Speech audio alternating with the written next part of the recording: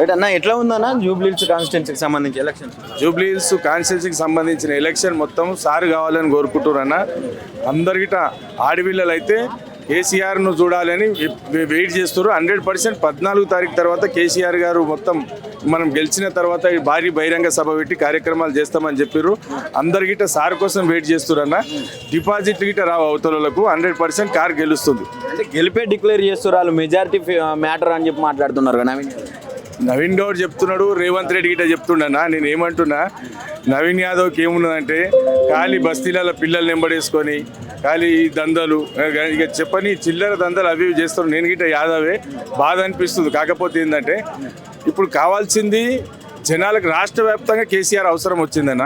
కేసీఆర్ బయటికి రావాల్సిన పని వచ్చింది. ఎందుకంటే వెయిట్ చేస్తున్నారు జనాలు మొత్తం.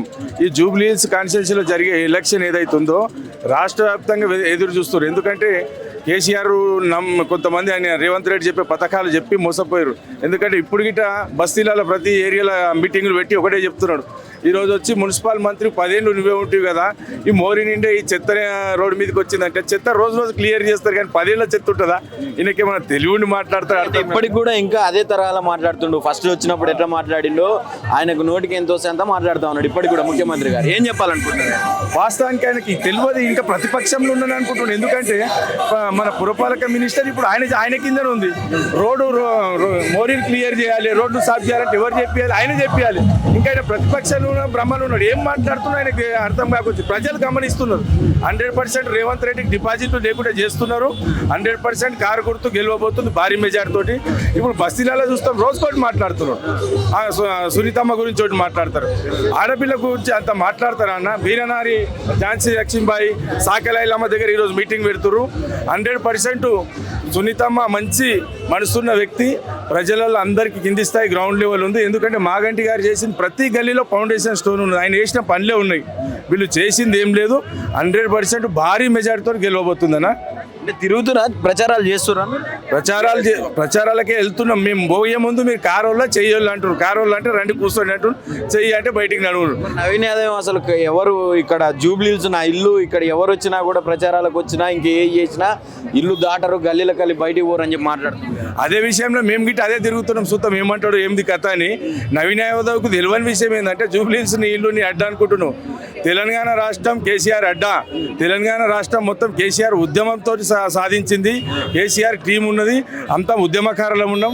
రాష్ట్ర వ్యాప్తంగా ఉద్యమం చేసి ఏ ఊళ్ళలో ఏం ప్రాబ్లం ఉన్నది, ఏ గల్లీలలో ఏం ప్రాబ్లం ఉన్నది, ప్రజలకు ఏం అవసరం ఉన్నదని ఆలోచన చేసింది. కానీ ఇది నా అడ్డా నా గడ్డా నేను బెదిరిస్తా అంటే బెదిరేటోడు ఎవరు లేడు. ఎందుకంటే పెద్ద ఉద్యమాలు పెద్ద వాళ్ళతోనే చేసి వచ్చిన వాళ్ళం. ఇటువంటి పిట్టే బెదిరింపులకు ఎవరికిట బెదరరు. బీఆర్ఎస్ మాట్లాడితే బుల్డోజర్ పాలన కావాలన్నా, కారు పాలన కావాలన్నా అని చెప్పి మాట్లాడుతూ ఉన్నది. కానీ బుల్డోజర్ పాలన తెచ్చిందే అసలు బీఆర్ఎస్ ప్రభుత్వం అని చెప్పి పొన్నం ప్రభాకర్ గారు మాట్లాడుతున్నారు ఇంటర్వ్యూలలో. ఏం చెప్పాలండి? నేను ఏమంటున్నా, బుల్డోజర్ పాలన ఎప్పుడు హైడ్రా అనేది ఎప్పుడు స్టార్ట్ చేసిర్రు, ఎవరు చేసిర్రు? ప్రజలు చూస్తున్నారు. చిన్న బస్తీలల్లో గుడిచెలు వేసుకున్న వాళ్ళను చిన్న షెడ్యూల్ కూలగొట్టిరు. పెద్ద ఇప్పుడు వాళ్ళ తమ్ముళ్ళే ఉన్నాయి మన కేబుల్ బ్రిడ్జ్ దగ్గర. అవ్యక ఎందుకు తీయట్లేదు మరి? హైడ్రా ఎప్పుడు స్టార్ట్ అయింది? ప్రజలు ఎప్పుడు ఏడుస్తున్నారు? ఎప్పుడు బాధ? రోడ్ల మీద పడరు చిన్న వాళ్ళు. బాధ అనిపిస్తున్నది. బస్తీలకు పోతే వాళ్ళను అప్పటిదప్పుడు కాల్ చేస్తే ఎక్కడ ఉండాలి? వాళ్ళ దగ్గర ఏం పరిస్థితి, ఘోరం పరిస్థితులు ఉన్నారు. ఏడుస్తున్నారు జనాల దగ్గరకు పోతే. చాలా బాధ అనిపిస్తుంది. వాళ్ళు ఏడుస్తుంటే అసలు మాట్లాడలేని పరిస్థితి ఉన్నది. ఆ బుద్ధి అనేది ఇప్పుడు చూపిస్తారు. బస్తీలలో ఏముంటుంది ఏం కథ అనేది చూపిస్తారు. ఏదో బయట మీద తిరిగినంత మాత్రం తెలియదు. బస్తీలలో ఏం జరుగుతుందనేది తెలిసిపోతుంది. రాబోయేది కేసీఆర్ ప్రభుత్వమే, రాబోయేది టీఆర్ఎస్ ప్రభుత్వమే తెలంగాణలో. ఏం చెప్పాలనుకుంటున్నారన్న మీరు దీనికి సంబంధించి? ఏం చెప్పాలంటే ఇప్పుడు జూబ్లీ ఎలక్షన్ ప్రతి వ్యక్తి చూస్తున్నాడు. ఈ ఎలక్షన్ ఏమవుతుంది ఏమనేది మేము ఊళ్ళలోకి పోయి వాడు తిరుగుతున్నాము. ప్రతి వార్డు లోపల ప్రజలు ఎన్నడిపోతుంది రేవంత్ పాలన అనే దానిలో ఉన్నారు. తిరుగుతురా స్వేచ్ఛగా, వాళ్ళేమో రానిచ్చే ముచ్చట కాదు. ప్రజలు వాళ్ళు కాంగ్రెస్ అంటే వాళ్ళు కాంగ్రెస్లో రానియకొచ్చారు. బీఆర్ఎస్ అంటే కేసీఆర్ మీద ఉన్న అభిమానంతో బీఆర్ఎస్ కార్యకర్తలను రండి కూర్చోండి, కేసీఆర్ చెప్పిన మాటలకు ఇని గ్రామాలలో మీరు మోసపోయి సీట్లు రాలేవు. మేము హైదరాబాద్ సిటీ మొత్తం ఎన్ని సీట్లు నిలబెడితే అన్ని సీట్లు గెలిచిండ్రు. మేమైతే తెలివితోటి పని చేసిండు కాబట్టి హైదరాబాద్ సిటీని బాగా డెవలప్ చేసిండు. కంటోన్మెంట్లో గెలిచినట్టే గెలుస్తాం మేము. కంటోన్మెంట్ ఏదో సెంటిమెంట్ అనే దానిలో విచ్చలవిడిగా డబ్బిచ్చి రకరకాల ప్రజలను మోసపూరిత హామీలు ఇచ్చి ఆ హామీలకు ప్రజలు ప్రభుత్వం ఏర్పడ్డది కదా ఇస్తారేమని ఆశతోటి అప్పుడు ఒకసారి చేసిర్రు. అది ఆ చేసిన తప్పు ఈ జూబ్లీస్ ఎలక్షన్లో జరగకూడదు అనే ఉద్దేశంతో ప్రజలు, హైదరాబాద్ ప్రజలు చాలా తెలివిగల ప్రజలు, ఎవరు డెవలప్మెంట్ చూస్తే వాళ్ళకి కొట్టేస్తారు. ముఖ్యమంత్రి తిరుగుతుండగా జూబ్లీహిల్స్ లో బీఆర్ఎస్ గెలిస్తే పథకాలు ఆపుతా అంటాడు. ముఖ్యమంత్రికి ప్రెస్టేషన్ ఉన్నది, ఓడిపోతే సీటు పోతుంది అనేది. ఢిల్లీ పెద్దలు గిట్ట మల్లికార్జున ఖర్గే వాళ్ళ నాయకుడే ఈయన గురించి పెద్ద స్టేట్మెంట్ ఇచ్చారు పేపర్లో.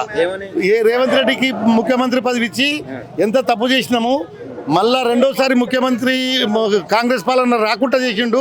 మన ప్రభుత్వం ఒక ఏడాది లోపల గిట్ట ఈ ప్రభుత్వం గిట్ట ఉండేటట్ల పరిస్థితి లేదు. ప్రజలు వ్యతిరేకత, పార్టీలో ఉన్న కుమ్ములాటలు గిట్ట వ్యతిరేకత. ఈ రేవంత్ రెడ్డి దించడానికి వాళ్ళ పార్టీలో ఉన్న వాళ్ళ మంత్రులే ప్రయత్నాలు చేస్తూ ఉన్నారు. వాళ్ళకే సోయి లేదు. పొన్నం ప్రభాకర్ ఏదో అంటాడు ఒక మీటింగ్లో, మేము రీసెంట్గా చూసిన 1,00,000 ఇప్పుడు చిట్టి ఏదైతే ఉంటుందో ఆ చిట్టిలాగా పాట పాడినట్ల కేసీఆర్ ఇచ్చిన నోటిఫికేషన్లను మేము ఇచ్చినామని చెప్తున్నాడు. మన పొంగులేటి శ్రీనివాసరెడ్డి 60,000 అంటాడు, 70,000 మన ఎవరు ఈయన శ్రీధర్ బాబు అంటాడు. ఈయననేమో నాదెందుకు తక్కువ అని చెప్పి 1,00,000 ఇచ్చినామని ఈయన అంటాడు. వాళ్ళకే పొంతన లేకుంటున్నది అసలు మేము ఏం చేస్తున్నాం అనేది. ఒక్కరు మంత్రుల మధ్యలో విభేదాలు, పంచుకునుడు, కొట్లాటాలు, కమిషన్ల కోసం పనిచేస్తున్నారు తప్ప వాళ్ళ మంత్రుల లోపల గిట్ట ఒక అవగాహన లేదు.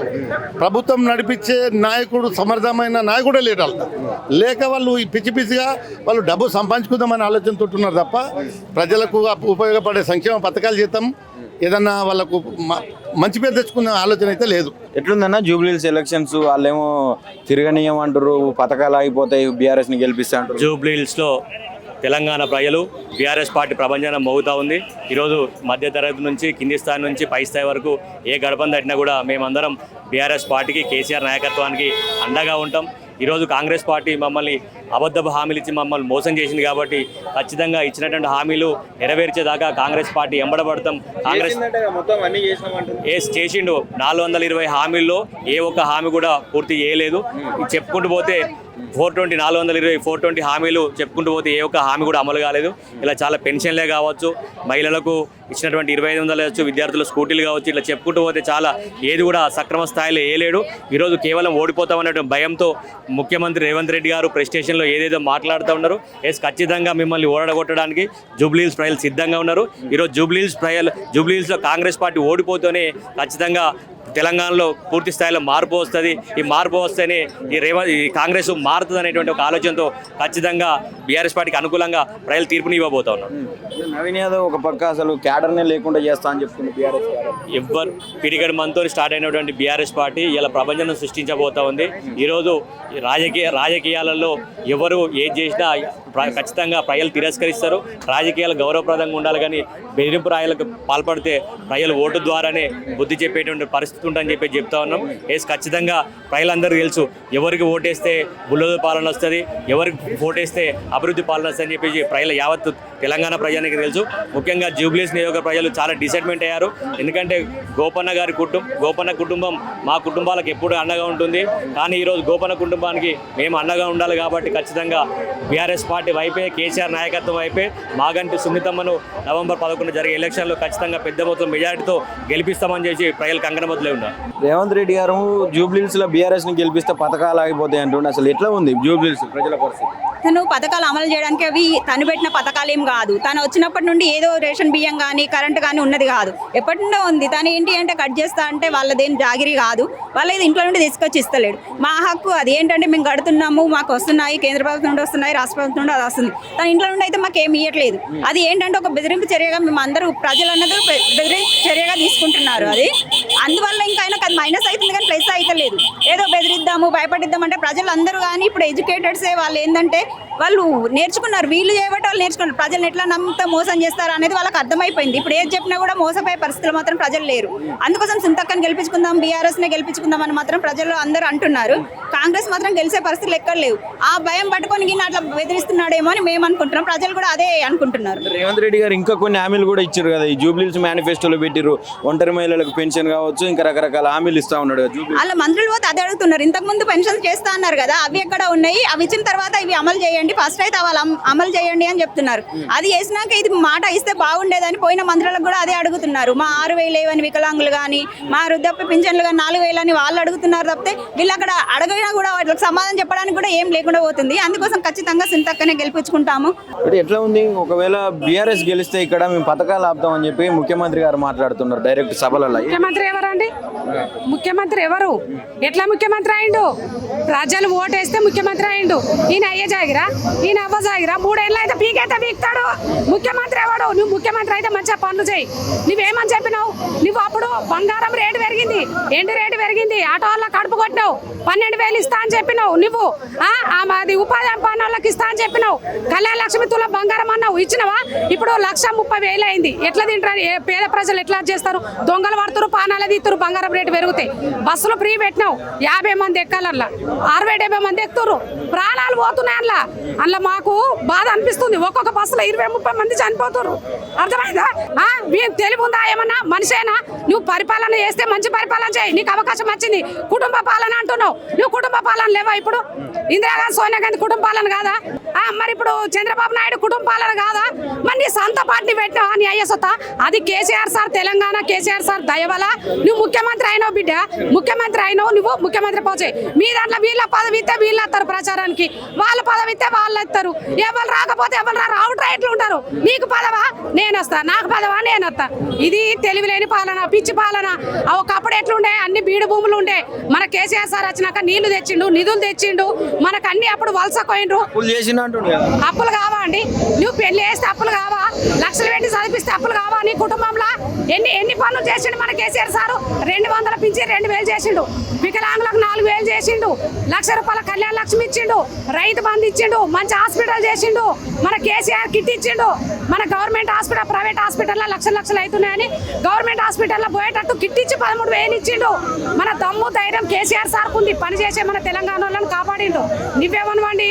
నువ్వు ఇక్కడ ఉండి ఎక్కడెక్కడ నుండి బిత్రి పిస మాటలు మాట్లాడతావు. కుడి భుజం ఇయ్యాలి నాకు, నీకు 2 భుజాలు ఇచ్చారు, 3 భుజం ఇస్తే ఇంత మునుగుతుంది. మరి నీకు 2 భుజాలు ఇస్తేనే హైడ్రా పెట్టి ఇది పెట్టి ప్రజలు మోసం చేసిండండి. కాంగ్రెస్ గెలవది. తెచ్చింది బీఆర్ఎస్ అంటుండు పొన్నం ప్రభాకర్. ఆయన ఏం మాట్లాడతాడు? ఆయనకే తెలియదు. నిన్న ఏమంటుండు ఆయన? ఇగో ఈడ బస్సు బోర్ల పడ్డది, రాజకీయం చేయకండి అంటుండు. ఎవరన్నా రాజకీయం చేస్తారా? అక్కడ 20 మంది ప్రాణాలు పోయినాయి. అక్కడ రోడ్ ఎట్లుందని చూసుకోవాలి, బస్సు డ్రైవర్ ఎట్లా పోతుందని చూసుకోవాలి. ఈ కాంగ్రెస్ వాళ్ళు అందరూ ఒక నెల బస్సులో తిరగాలి. ఒక బస్సులో ఈ కార్లు గన్మెన్లు బంచాయి. నీ దమ్ముంటే నువ్వు బస్సులో తిరుగు, బస్సులో తిరిగితే బస్సులు యాక్సిడెంట్ కావు. ఎందుకంటే అప్పుడు భయం ఉంటది. ఒక మంత్రి ఉండి ఈయన ఉండాలని భయం ఉంటది. మాట కొంటలు ఎక్కితే భయం లేదు. తన్నుకుంటారు, గుద్దుకుంటారు. 50 మంది బస్సులో 100 మంది ఎక్కుతారా అండి? మరి ప్రాణాలు పోతే ఎవరికి ఆ పైసలు ఇవ్వాలి? మా ప్రజల పైసలు ఏది ఇస్తురు, మాకే బస్సు యాక్సిడెంట్లు అయితే మేము ఇస్తున్నాం. గవర్నమెంట్ ఎవరిది? గవర్నమెంట్ ప్రజలది. గవర్నమెంట్ ఈడ్చి దాంట్లో పోయి ఏంటో పడతావు బిడ్డ.